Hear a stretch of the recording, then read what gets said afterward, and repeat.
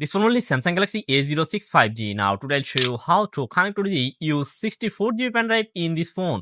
If you want to use 64GB pendrive in this phone, for this first you have to find settings. So in settings, go to settings. When go settings, you see many options from here. You see search icon. You just click search icon and you need to write the search box OTG.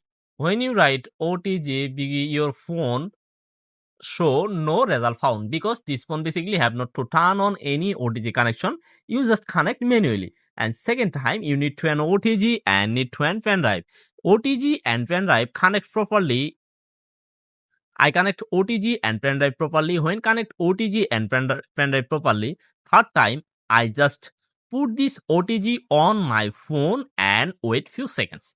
When wait few seconds after installing it, but here I can see my phone OTG is working and show my phone OTG is properly working. And you scroll down, show my pendrive files. You can see an option called USB storage added properly. So you just click on this option, show your phone pendrive files. So viewers, finally, if you want to like this video, please subscribe my channel. And if your phone is not working, you just replace OTG and solve your phone OTG is not working problem.